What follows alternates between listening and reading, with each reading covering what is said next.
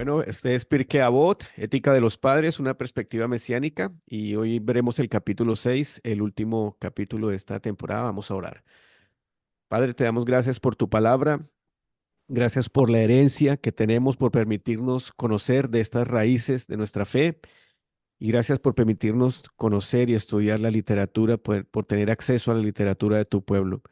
Te pedimos que lo que aprendamos podamos ponerlo en práctica para que así podamos crecer a la estatura del Mashiach. Y es en su nombre que nosotros oramos en este día. Amén y amén. Ok, entonces hoy vamos a terminar el capítulo 6. Em, Vamos a estudiar, como les dije, no podemos estudiar todas las Mishnayot de los capítulos porque se nos haría muy largas los estudios. Entonces hoy vamos a estudiar perdón, hoy vamos a estudiar las primeras tres Mishnayot, ¿ok? Que fueron las que como que llamaron más mi atención y después comentaremos las que a ustedes les haya llamado la atención.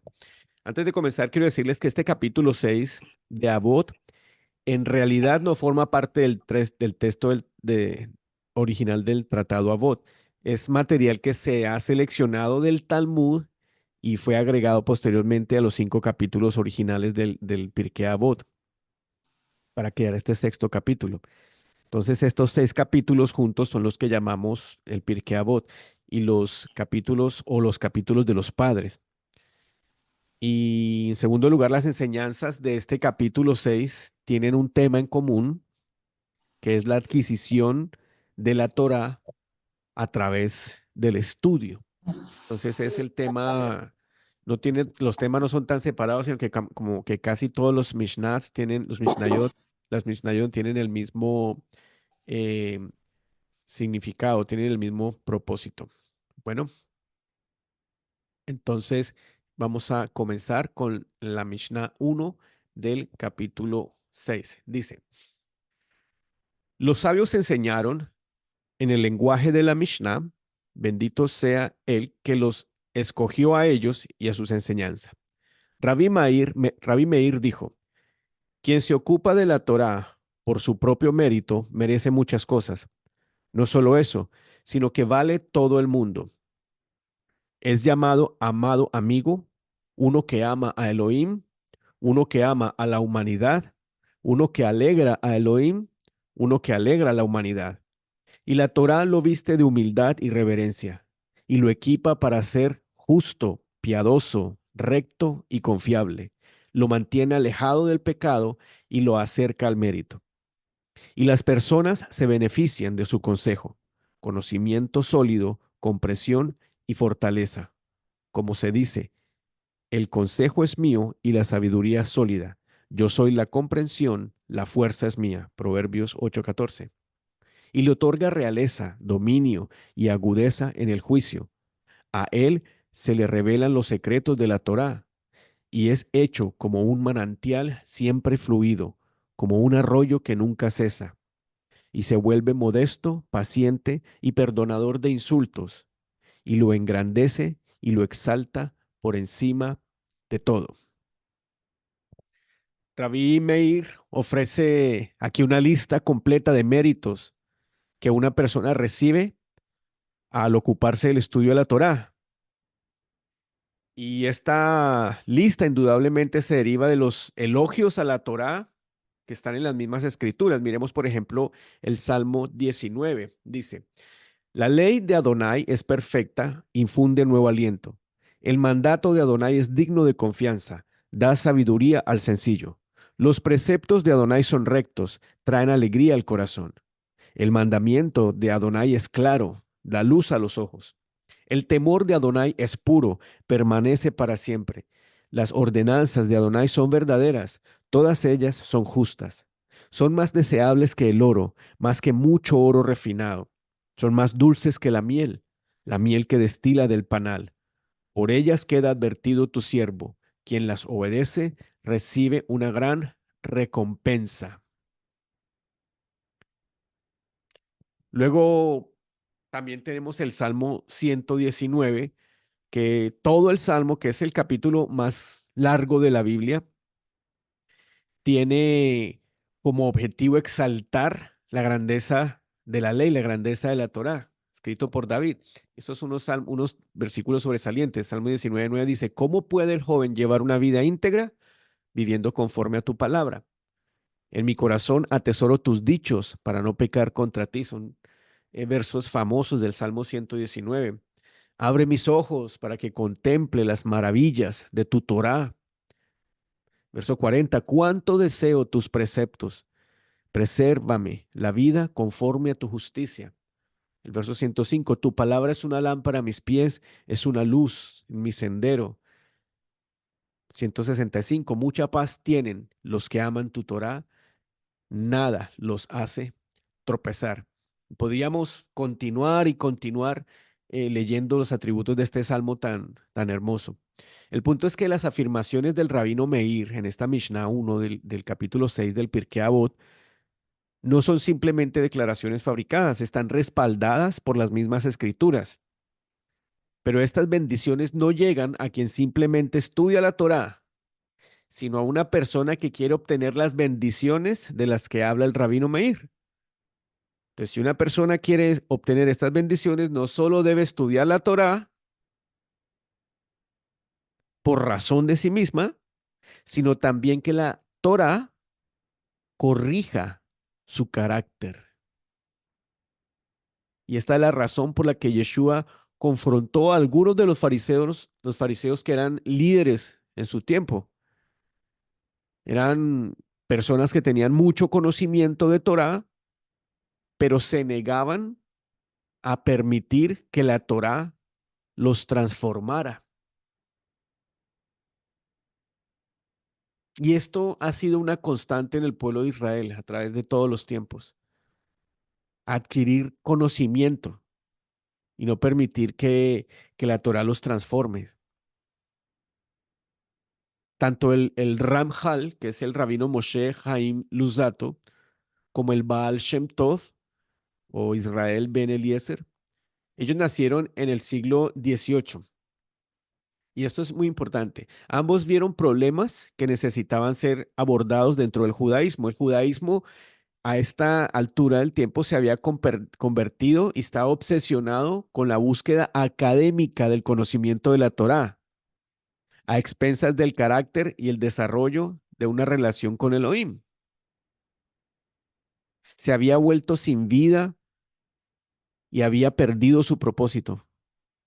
Como dice Isaías, honraban al Señor con sus labios, pero su corazón estaba lejos de él. Y este es un peligro, este es un peligro que vemos, hermanos, cuando empezamos en este camino, porque es tanto el conocimiento que nos vamos al otro extremo, que ya nos volvemos llenos de conocimientos con un corazón pequeñito.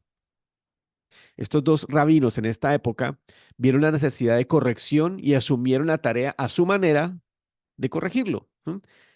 El Ramjal o el rabino Luzzatto enfatizó la necesidad del desarrollo del carácter y escribió grandes obras de Musar como el Mesilat Yesharim o el Derech Hashem. Derech Hashem lo recomiendo mucho, yo lo tengo. Entonces, el rabino Ramjal o el rabino Luzzatto se dedicó a enfocarse para transformar este concepto de que no fuera solo conocimiento y que la gente no solamente buscara una cuestión académica en la Torá. Él se dedicó a fortalecer el carácter de las personas. ¿Mm? Por su parte, el Baal Shem Tov, muy famoso, ¿sí? Baal Shem Tov, que significa el señor del buen nombre, que era un hombre que era muy famoso y tenía un buen nombre, una buena reputación. El Baal Shem Tov reunió discípulos a quienes enseñó los principios de servir a Adonai con alegría a través de actos como cantar, bailar, conectarse con la naturaleza y expresar verbalmente el amor y la devoción a Dios. Un partidario muy acérrimo de las posturas de Baal Shem Tov fue el rabino Nachman de Breslov. Es por eso que ustedes ven estos seguidores de esta yeshiva en Israel, los seguidores de Nachman de Breslov son los que usan una kipa que es como blanca y tiene un moñito en la cabeza. Y dice Rabbi Nachman de Breslov en hebreo. Y ellos son los que andan en unas vans, unas camioneticas y le ponen parlantes arriba con música hasídica y andan por todo Israel y lo que quieren es impregnar a Israel con alegría, que dancen, ¿sí? Y más que todo en esta época, vísperas de Sukkot, se ve mucho. Y viene de aquella época en la que que la Torá se estaba volviendo tan académica que estaba perdiendo sazón. Entonces ellos quisieron sazonar, ¿sí? Este estudio, esta manera de vivir. Ellos eran como decir algo no quiero decir carismáticos, porque como ahora se malentiende el término carismático o pentecostal con otras cosas, pero eran esas personas que le traían esa alegría, ¿sí? A la fe. Y la combinación del trabajo de estos dos rabinos trajo este revivir del judaísmo. Si no fuera por estos dos rabinos, el judaísmo se hubiera convertido no en una experiencia de vida, sino en una filosofía más. Entonces, el Eterno siempre levanta personas en su plan para avivar a su pueblo. ¿Mm? Entonces vienen conceptos como el Itbodedut, que es la oración espontánea que venga de tu corazón, sino solamente una oración basada en el Sidur, sino una oración espontánea, algo con el objetivo de fomentar una relación viva con Adonai, traer Kavaná, ¿ok?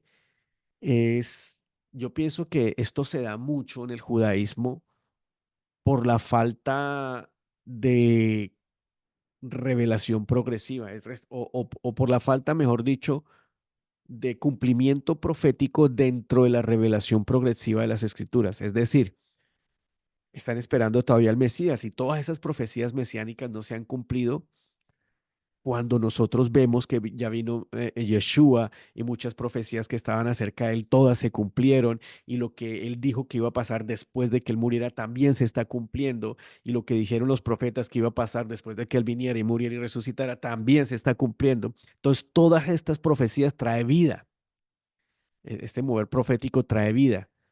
Obviamente, algunos se van a ir por los extremos y se van allá al movimiento profético y existen los profetas y los apóstoles, que esto está totalmente descontextualizado de las escrituras. Ya no hay profetas, hermano, hay revelación profética, pero esos profetas para mí son Elías, Eliseo, ¿sí? Jeremías, Isaías, Amós, esos son profetas. Hoy en día tenemos personas que tienen un don profético, pero esos que se hacen llamar profetas están eh, descontextualizados de las escrituras. ¿Mm? Yo veo más un afán de reconocimiento y otras cosas y no una cuestión realmente bíblica. El punto es que estos rabinos trajeron este mover de nuevo al judaísmo. ¿Mm? Y es lo que el llamado que hace en esta Mishnah el rabino Meir. Estos rabinos han hecho lo posible para que en Israel se continúe esto y estos movimientos continúan hasta el día de hoy y han tenido un gran impacto en la formación del judaísmo moderno, del judaísmo de hoy. Sí, el trabajo del rabino Lusato y el trabajo del Baal Shem Tov. Ustedes van a escuchar mucho el Baal Shem Tov y es bueno que lo lean. Entonces, ¿cuál era el problema religioso de estos judíos de la época, de estos rabinos? Que no tenían Torá, no, sí tenían Torá, al igual que los días de Yeshua. Estudiaban la Torá diligentemente, probablemente con más fervor que los líderes religiosos, que los líderes del templo, sí, los fariseos tenían una gran influencia muy, muy parecida o casi igual que los líderes del templo, que el sumo sacerdote en la época de Yeshua. Pero la humildad tiene la humanidad, perdón, tiene la tendencia a creer que el conocimiento equivale a la salvación. Y eso era lo que pensaban muchos judíos de la época. Para muchos judíos religiosos, esto significa el conocimiento de la Torá.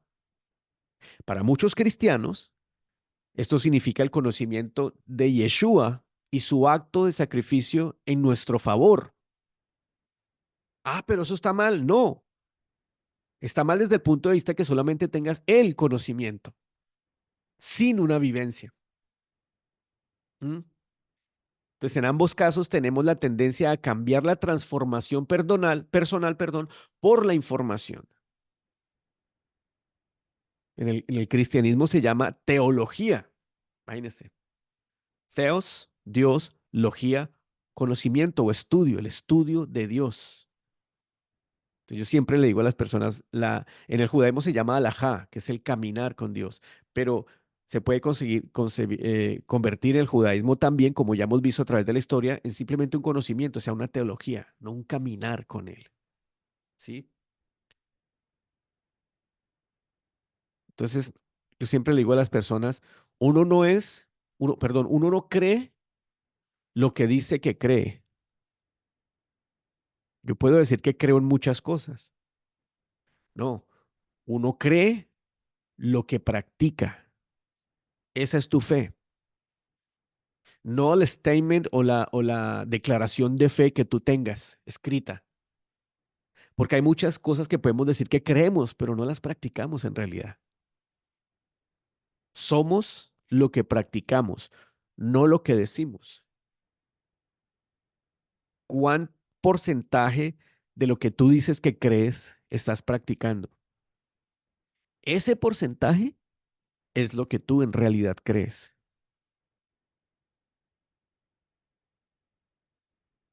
¿Sí? Entonces, ¿qué diremos? Como decía Pablo, entonces es la Torah débil o inútil. No.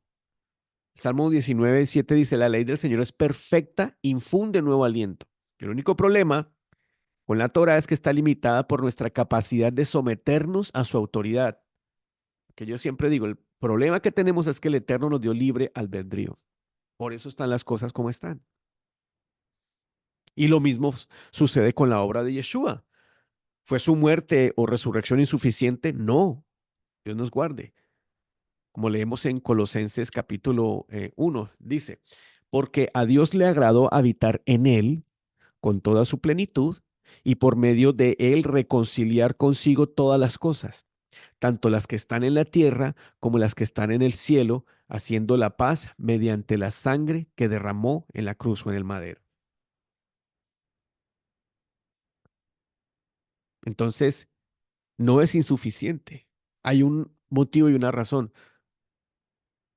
pero esta obra no tiene efecto en aquellos que simplemente hacen una confesión de fe sin permitir que el Ruach HaKodesh o el Espíritu Santo venga y habite en su corazón y lo guíe en todas las experiencias de la vida.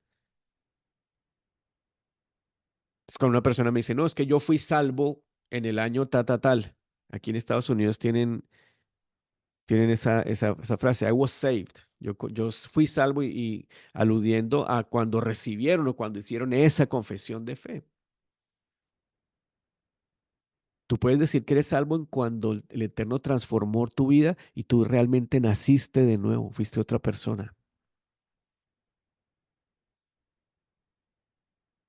¿Cuándo nacemos de nuevo? ¿Cuándo somos salvos? Cuando permitimos que el Eterno empiece a transformar nuestras vidas. Y esa transformación se nota. Entonces es una invitación a que la Torah se vuelva viva en nuestras vidas a través del espíritu del Mashiach. ¿Sí? Esto, como dice el texto de Romanos, no lo tengo aquí, pero Romanos 8 es el texto que expresa claramente esto. No lo traigo a colación porque cada vez que leo Romanos 8 me demoro una hora analizándolo. Es increíble ese texto, ese capítulo. ¿Sí? Romanos 8 dice que si uno tiene el espíritu, obedece Torah. Te va a llevar el espíritu a obedecer Torah. Si no obedeces Torah, no tienes el espíritu. Punto. Y si no tienes el espíritu, no puedes llamarlo a él Padre. ¿Sí? Que tiene el espíritu, obedece Torah. El que dice que no hay que obedecer Torah, no tiene la ruaj, no tiene el espíritu. Me da mucha pena. Bueno, en la siguiente parte de esta Mishnah, el rabino Meir dijo que si una persona se ocupa del estudio de la Torah, será como un manantial que fluye incesantemente o como un arroyo que nunca cesa. La imagen de un manantial de agua que fluye constantemente, es decir, agua viva, Recuerda lo que Yeshua enseñó en el último día de la fiesta de Sukkot. Dice, en el último día, Juan 7:37, en el último día, el más solemne de la fiesta. Entonces, esto puede ser alusión a Hoshana Rabbah, el último día de Sukkot, que muchos dicen, no, es Mishmini Atzeret. Shmini Atzeret no es el último día de Sukkot, es el octavo día de Sukkot, o la fiesta de Sukkot es 7 días. Entonces, el octavo es como alguna fiesta, es un día añadido, es un día especial. Entonces, el último día de Sukkot, el día de Hoshana Rabbah, Yeshua o Jesús se puso de pie y dijo en voz alta, si alguno tiene sed, venga a mí y beba. De aquel que cree en mí, como dice la escritura, brotarán ríos de agua viva. Con esto se refería al espíritu que habrían de recibir más tarde los que creyeran en él. Hasta ese momento el espíritu no había sido dado porque Yeshua no había sido glorificado todavía. Si en esta fiesta, último día de la fiesta, la gente jugaba con agua y cantaban ese capítulo de Isaías, capítulo 12 creo que es. Dice, Ushaftemaim besazón, mimainema Yeshua. Dice, con alegría sacarán agua de la fuente de la salvación. Imagínense la gente cantando esto y jugando con agua. Yeshua en el medio levanta la voz y les dice esto. Y después de eso, el que lo entendió, lo entendió. Ese era el día del gran sálvanos, Oshiana Rabbah. Y en el judaísmo se considera el día en el que el juicio de Rosh Hashanah y Yom Kippur se finaliza. En cada uno de los días intermedios de Sukkot, incluyendo Hoshana Rabbah, había una ceremonia particular que era se llamaba Simchat Beit HaShoivah, que era involucraba un gran desfile liderado por los Kohanim, bajando al estanque de Siloé, sacaban agua de allí y luego la subían al templo, es alrededor de 1,5 millas. Y este acto era una petición para que Dios comenzara a bendecir a la nación de Israel con lluvia, ya que al final de Sukkot, el final de Sukkot marca el comienzo de la temporada de lluvias en Israel.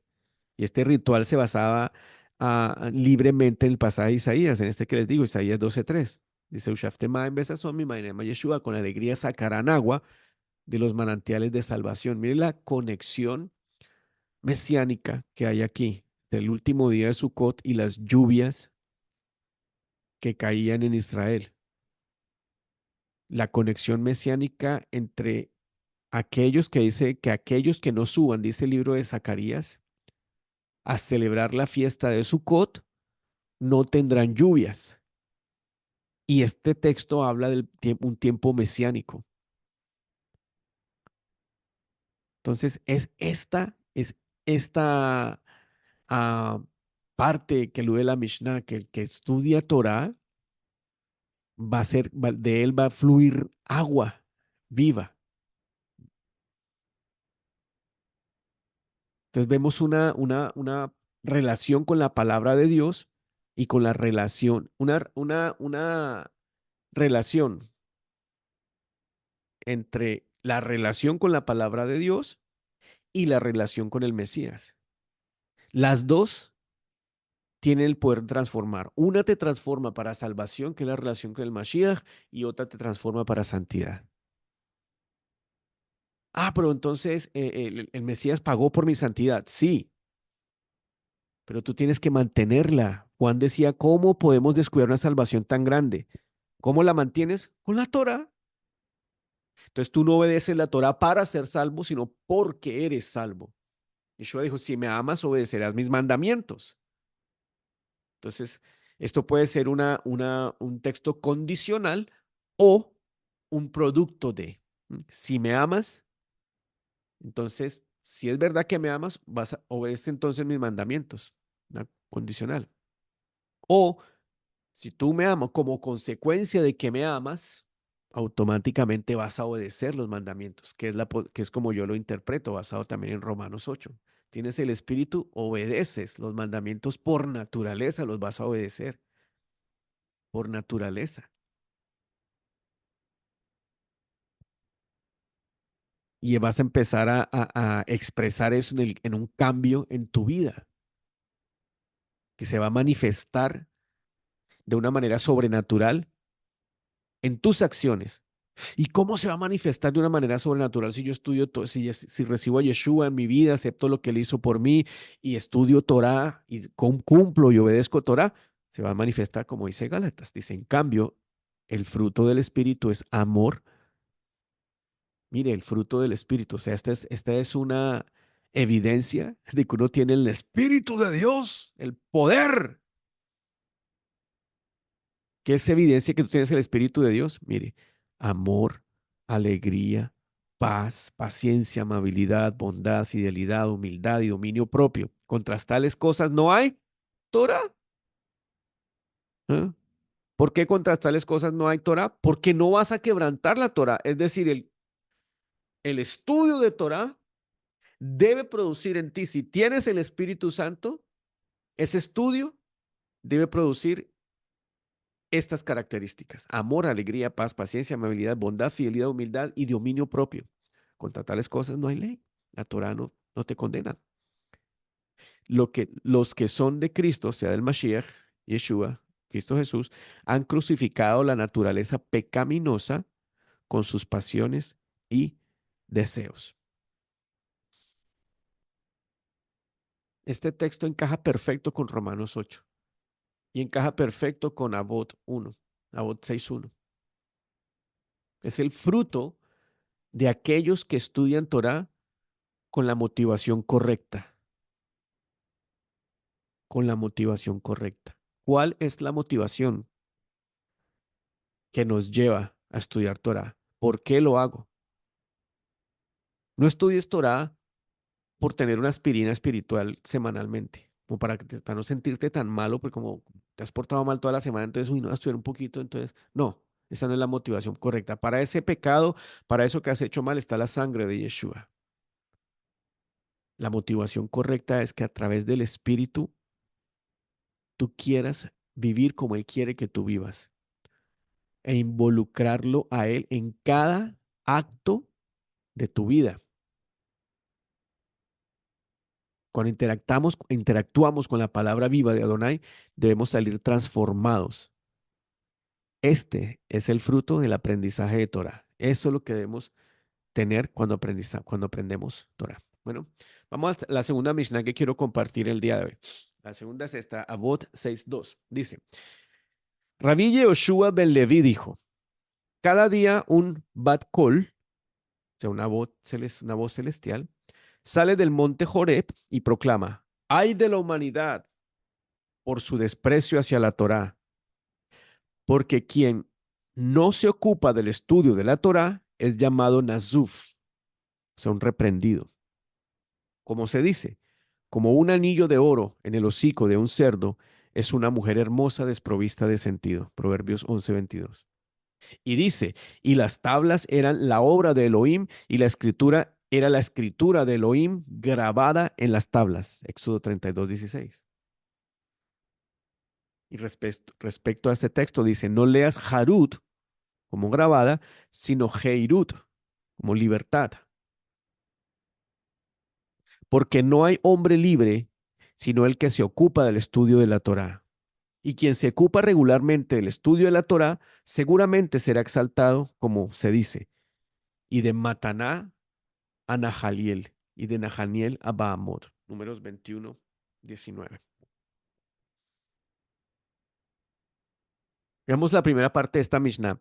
Esta es la advertencia del rabino Yehoshua de que aquellos que descuiden la Torá serán a su vez rechazados por el tribunal celestial. Desafortunadamente, esta ha sido históricamente la actitud de los seguidores de Yeshua a lo largo de los siglos. Debido a que Pablo ha sido malinterpretado durante casi 2000 años, uno de los principios fundamentales, ojo, fundamentales del cristianismo, no estoy diciendo del judaísmo, uno de los principios fundamentales del cristianismo, no estoy diciendo del mesianismo, del cristianismo, es que la Torá ha sido dejada de lado en favor de la gracia que obra a través de la fe. Sin embargo, cuando Pablo mismo dice que este no es el caso, deberíamos prestar atención a sus palabras. O sea, Pablo dice que del principio fundamental del cristianismo es la obediencia a la Torah. Romanos 3 dice, ¿anulamos entonces la ley con la fe? De ninguna manera. Al contrario, confirmamos la ley. Y por supuesto lo que dijo el maestro, el rey Yeshua HaMashiach, dice, cualquiera que quebrante uno de estos mandamientos muy pequeños y así enseña a los hombres muy pequeño, será llamado en el reino de los cielos. No me importa qué mega apóstol eres, muy pequeño serás llamado en el reino de los cielos. Muy pequeño. No es acerca de si tienes una mega iglesia, no es acerca de lo que ha crecido tu ministerio y que yo soy el... No, será llamado muy pequeño. Si no enseñas Torah a la gente, serás llamado muy pequeño. No importa en dónde quieras estar. Que podamos nosotros transmitir este principio y enseñar a otros la belleza y la sabiduría de la Torah de una manera que dé vida. Y la segunda parte de esta Mishnah, de la Mishnah 2 del capítulo 6 del Pirkei Avot, toma el texto de Éxodo 32:16 y le da un giro bien interesante. Dice, las tablas serán obra de Dios. La escritura, perdón, las tablas eran obra de Dios. La escritura era escritura de Dios grabada, tarut, perdón, harut, sobre las tablas. ¿Mm? Ahora, este rabino sugiere de esta Mishnah que no se debe leer harut, sino heirut, que significa libertad.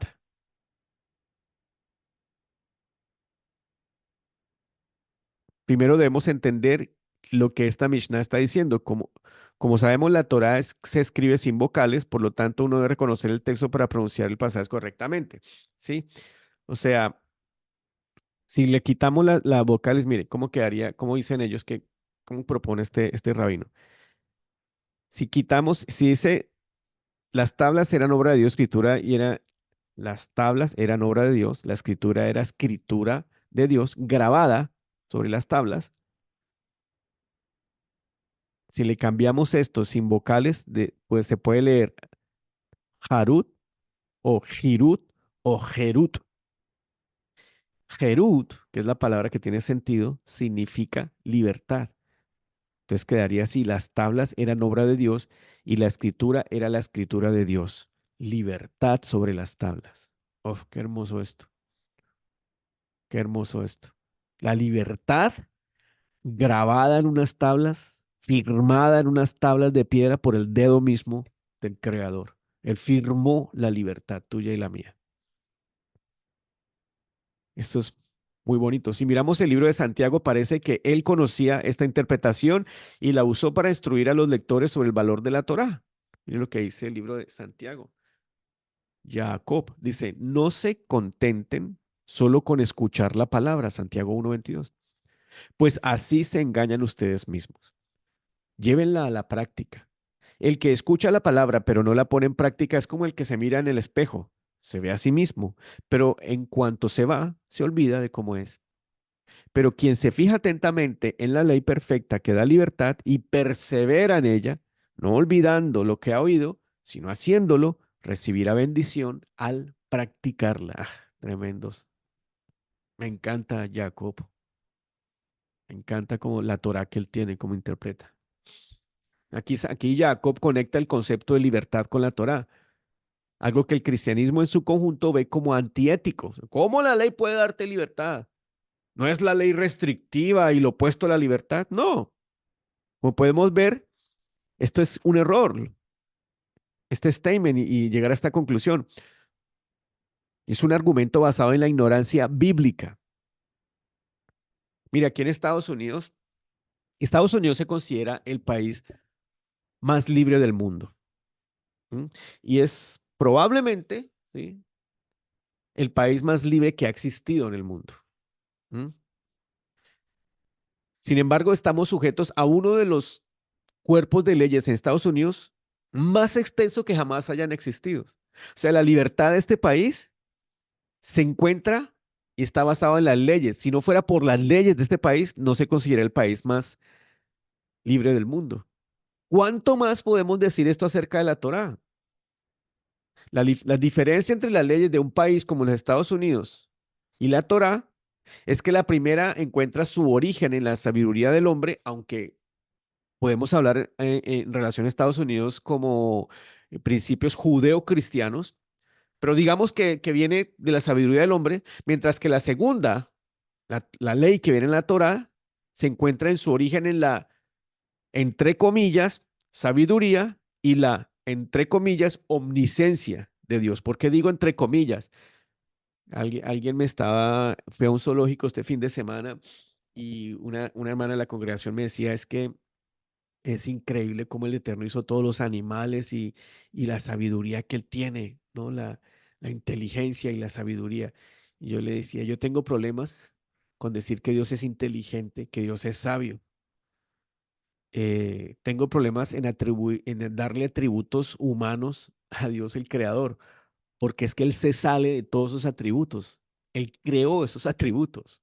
O sea, Él está por fuera, va más allá, es indescriptible. A mí me incomoda, no me molesta ni me pone bravo, pero me incomoda un poquito. Tengo problemas en atribuir, decir que es que Dios, el Señor es tan inteligente, o es que Él es el médico de médicos. Cuando dicen esas cosas no me gusta. O es que Él es el más inteligente. No, no le atribuyas. Si tú quieres expresarlo como una manera de expresarlo, David decía que no alcanzan las palabras ni los sacrificios para expresar su santidad, para expresar lo que Él es. ¿Sí? Pero digamos que con sabiduría dio la Torah y con la omnisciencia, que todo lo sabe. Esas son las leyes de Él. Y las leyes son las que traen libertad a una nación. Una nación sin leyes no es nación, primero que todo, y segundo, es presa de la anarquía, lo cual conducirá a la destrucción y el caos. ¿Qué trae libertad? Leyes, leyes justas, leyes perfectas, o sea, leyes santas. Un hombre no puede crear leyes santas. Es imposible. Las leyes que crea un hombre tendrán que ser renovadas, tendrán que ser transformadas con los tiempos, porque tendrán defectos y van a traer a la larga opresión. Por eso es que yo le digo a las personas, no busquen la felicidad, busquen la santidad, que es más grande y va a traer, es más grande que la felicidad y la alegría. Uno de los derechos más importantes, por ejemplo, aquí en Estados Unidos, es que todos tenemos derecho a buscar la felicidad y han visto la búsqueda de la felicidad como la panacea de la vida. Y no es. La santidad es el estado más elevado del ser humano. El shalom, lo que trae shalom a tu vida. La santidad. Santiago era un judío fiel y observante de la Torá. Habría visto la Torá de la misma manera que los judíos religiosos hoy en día. Es una fuente de bondad y bendiciones para la vida.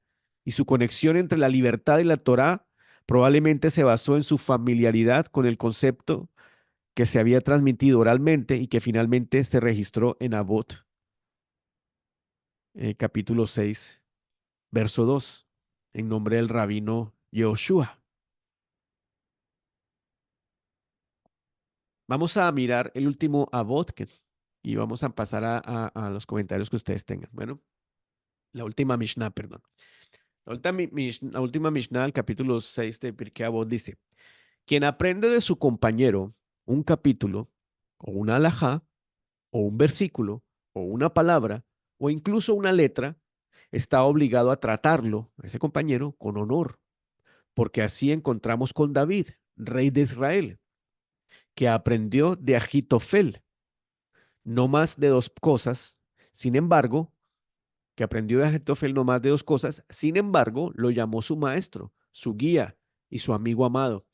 Como se dice, pero fuiste tú un hombre igual a mí, mi guía y mi amigo amado en Salmo 55. ¿No es esto un ejemplo del argumento del menor al mayor, Calva Omer? ¿Se acuerdan de Calva Omer?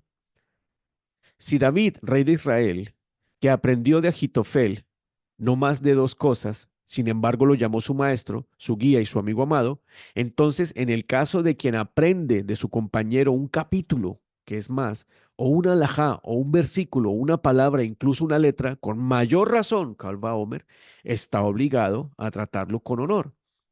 Y honor no significa otra cosa que la Torá. Como se dice, es honor lo que heredan los sabios, Proverbios 3:35. Y los perfectos heredarán el bien, Proverbios 21, 28:10. Y bien no significa otra cosa que la Torá, como se dice, porque les doy buena enseñanza, no abandonen mi Torá. Lo que leemos siempre cuando después de que leemos la Torá en la congregación, do not forsake my Torah. No abandones, pues se les da buena enseñanza, no abandonen mi Torá. Esas palabras son bastante intrigantes de este Avot 6:3. Principalmente porque traen a la mente el recuerdo de un hombre llamado Agitofel, uno de los personajes más notorios que fue contemporáneo del rey David y uno de sus consejeros. O sea, este hombre era muy famoso en la época de David. Sin embargo, Agitofel, cuyo nombre significa mi hermano es necedad, era más conocido por sus actos traicioneros como confidente de Absalón durante su rebelión contra su padre, el rey David. En 2 Samuel 16 se nos recuerda no solo el horrible consejo de Agitofel, sino también el versículo al que se hace referencia en Nabot 6:3, en el que David consideró el consejo de Agitofel. Leámoslo. Dice, luego dijo Absalón a Agitofel, danos tu consejo. ¿Qué debemos hacer? Agitofel respondió, acuéstese usted con las concubinas que su padre dejó al cuidado del palacio. De ese modo, todos los israelitas se darán cuenta de que usted se ha hecho odioso ante su padre y quienes lo apoyan a usted se fortalecerán en el poder. Entonces instalaron una tienda de campaña en la azotea para que Absalón se acostara con las concubinas de su padre a la vista de todos los israelitas. En aquella época, recibir el consejo de Agitofel era como oír la palabra misma de Dios. Y esto era así tanto para David como para Absalón. O sea, ¿qué peso tenía este hombre? A Agitofel se le dio el crédito de aconsejar a David que mantuviera la adoración corporativa del Santo Israel, así como la importancia del estudio constante de la Torá, como dice en Salmo 55. Dice, si un enemigo, miren lo que pasaba aquí David se está desahogando y dice, este Agitofel era un buen amigo de David. No me atrevo a decir como Jonatán, pero era un buen amigo de David después de que él fue rey, cuando él fue rey. Jonatán era un buen amigo de David antes de que él fuera rey. Pero Agitofel era muy buen amigo de David, muy llegado al rey. Dice, y David dice, si un amigo me insultara, yo lo podría soportar. Si un adversario me humillara, de él me podría yo esconder. Pero lo has hecho tú, un hombre como yo, mi compañero, mi mejor amigo. ¡Uy, jue madre! A quien me unía una bella amistad y con quien caminaba entre los adoradores en la casa de Dios. ¡Wow!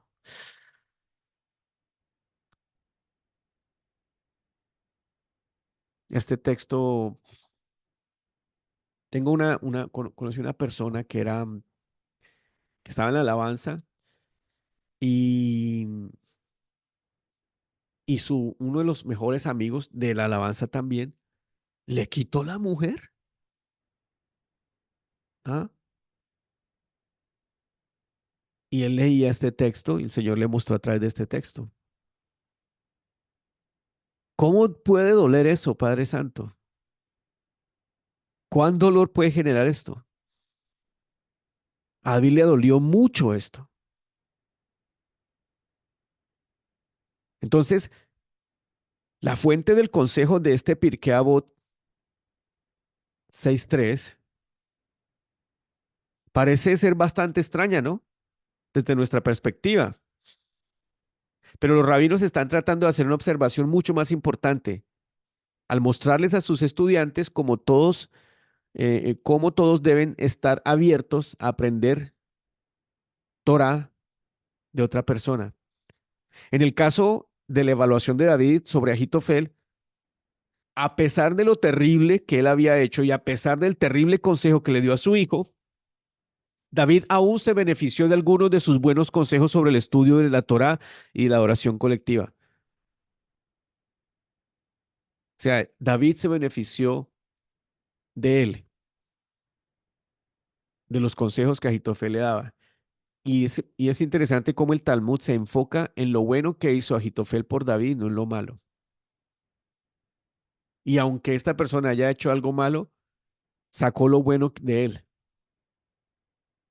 Mira, a mí me han dicho, no sé si sea relevante, pero me decían en la alabanza, que por qué cantas canciones de, bueno, aquí hay un problema con las canciones de Betel y bueno, esos de Betel y Hillsong y Betel, que son unas congregaciones cristianas muy grandes y es otra aquí en Australia. Y, y yo empecé pues, a montar canciones de ellos y a cantarlas, pero yo no sabía quiénes eran, ¿no? Cuando llegué acá. Y me decían, ¿por qué cantas canciones de ellos? Y yo, ¿cómo así? ¿Que por qué canto canciones de ellos? Mira, la canción es bíblica, se las mostraba. Me decía, sí, pero es que lo que ellos hacen en sus iglesias es tremendo. Ellos son así, de esos que se tiran al piso, empiezan como a convulsionar y todas esas cosas. Yo dije, bueno, yo no lo sabía, pero entonces, si seguimos esa misma línea, entonces no cantemos ninguna canción de David, ningún salmo. ¿Y cómo así? Dije, claro, ese man fue un homicida y un adúltero. Entonces no podemos caer tampoco en eso, de que las cosas buenas que han hecho las personas que después la embarraron, las consideremos entonces malas, porque como fue que después la embarraron, tenemos que tener cuidado con eso y ser un poquito más coherentes. Entonces yo les decía, no, desde que las canciones sean bíblicas, yo no tengo problema con eso porque no me corresponde a mí juzgarles, eso lo hará el Eterno. ¿Sí? Ahora, ¿quiere decir que estoy de acuerdo con esos actos de esas locuras pentecostales? Obvio que no. Ni esas locuras carismáticas, ni esa manipulación, ni esa tergiversación de las escrituras, obvio que no. Pero tenemos que ser coherentes, ¿sí? Y esto fue lo que dijo Yeshua aún acerca de los rabinos de su época. Mira lo que dijo Yeshua en Mateo 23. Después de esto, Yeshua, Jesús, dijo a la gente y a sus discípulos, los maestros de la Torá y los fariseos tienen la responsabilidad de interpretar a Moshe, así que ustedes deben obedecerlos, perdón, y hacer todo lo que les digan, pero no hagan lo que hacen ellos, porque no practican lo que predican. Entonces, esto es un llamado a la coherencia, ¿sí? De que hay personas que predican Torah y no hacen lo que predican, pero eso no hace la Torah inválida. O las cosas que han enseñado, si lo enseñaron de acuerdo a los lineamientos bíblicos, no a las locuras y a las estupideces, sino a los lineamientos bíblicos, no queda invalidado. Sus actos invalidarán su propio testimonio, pero no la validez de la Torah. No confundamos esto. Tenemos que tener cuidado con eso. El Eterno nos dé discernimiento y sabiduría para aprender no lo que queremos, sino lo que necesitamos. ¿Mm? Ya les he contado muchas veces el testimonio mío en cuanto a esto. Y cuando yo empecé a aprender Torah, fui a un seminario de una semana de un tema, no recuerdo qué tema era, creo que era la Trinidad, un tema muy pesado. Lo dictó un rabino mesiánico, muy famoso. Y yo después de ese seminario salí, eso fue allá en el norte, y me senté en Bogotá, y me senté en la acera de la calle y le hice esa oración al Eterno. Le dije, Padre, yo me di cuenta, o sea, yo me di cuenta que había mucho conocimiento aquí, que había un océano de conocimiento. Y ya había empezado a notar unas pistas de cómo algunos se estaban perdiendo en ese océano. Y me entró un temor y le dije, Padre, yo quiero que tú me enseñes lo que yo necesito aprender, no lo que yo quiera, lo que yo necesito, nada más ni nada menos, lo que es solamente lo que yo necesite. Yo no me quiero perder en este océano de conocimiento. Y bendito sea el Eterno Baruch Hashem, el Eterno me ha guardado de ponerme a perder tiempo en estudiar estupideces y perderme en otras cosas. Solo lo que he necesitado, lo que puedo practicar y lo que Él considere a través de su espíritu en mi vida, lo que es necesario para mi crecimiento en Yeshua. Amén. Bueno, espero que estas enseñanzas de Pirkei Avot hayan sido tanto educativas como inspiradoras y te hayan dado una introducción a una perspectiva judía de algunas de las enseñanzas de Yeshua y sus discípulos. Porque estudiar Pirkei Avot en sí mismo es una bendición, pero cuando lo estudiamos junto a las enseñanzas de nuestro Mesías y Maestro Yeshua, nos ayuda a situar muchas de sus enseñanzas en su adecuado contexto hebreo. Amén. Shalom, Dios te bendiga.